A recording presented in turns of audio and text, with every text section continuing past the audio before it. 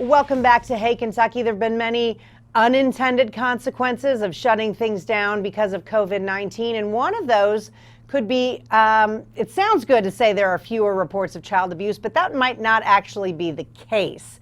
We want to welcome in Graham Ambrose, a reporter with the Kentucky Center for Investigative Reporting. Hey, Graham, thanks for joining us.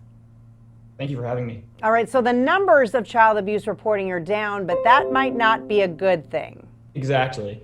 In a normal year, we might celebrate the fact that child abuse reports are down. Might be a sign that fewer kids are being abused. But of course, we're not in normal times. The COVID-19 pandemic is what experts are calling a perfect storm of possible child maltreatment. There's widespread social isolation, high unemployment, rising rates of substance abuse, and all of these things are risk factors for child maltreatment. But over the last year, between March and June of 2019 and March and June of 2020, child abuse reports in Kentucky are down about 30%. And a lot of that is because there are mandatory reporters in school systems, doctors' offices, things like that, which have not been open and not been seeing kids. And if you're socially distanced even from your neighbors, you might not be seeing things that normally you would. Exactly. So here in Kentucky, we mandate by law that if you have reasonable suspicion that a child is being abused or neglected, you have to report that to the state. However, over the last 4 or 5 months of the pandemic, the worry is that people are simply not reporting the abuse because they're not seeing kids in the first place. As you said, schools have been closed. People have been not going to the doctor or hospitals because of worry about catching the virus. In many cases, social workers are not going into homes because they're having to do their work remotely by Zoom. And people who usually report these abuses are not seeing kids and not telling the state about it, even simply because they're not seeing the kids. So in folks that you talk to for your report, are there things that we can do short of, I don't know when schools will be in person again.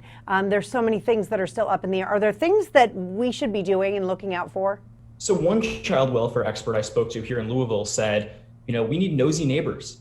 The pandemic kind of brings us all into our shell, sort of isolates us and kind of atomizes us. But what we need to check in on people who are close to us. That might mean the neighbor who has kids down the street. That might mean your own nieces and nephews, grandchildren, stepchildren. The kids in your life need to be checked in on because, simply stated, there aren't as many people checking in on them as there normally are. Now, systemically, what we can also consider is have districts require that teachers maybe check in with kids by video call, or in some cases have a school official go to a house if there is no video call option.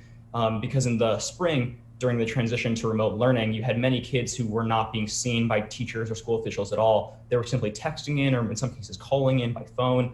And it was unclear to those school officials, understandably, if kids were, what the exact situation with kids were. Of course, in the flurry of pandemic, these choices were incredibly hard. They were being made on the spot through no real fault of any school official or any teachers or anything. People were simply not seeing as many kids. But now that we have more time and we have better technology and we have more infrastructure, some child welfare experts are saying now is the time to transition to mandatory video calls or mandatory check-ins in person.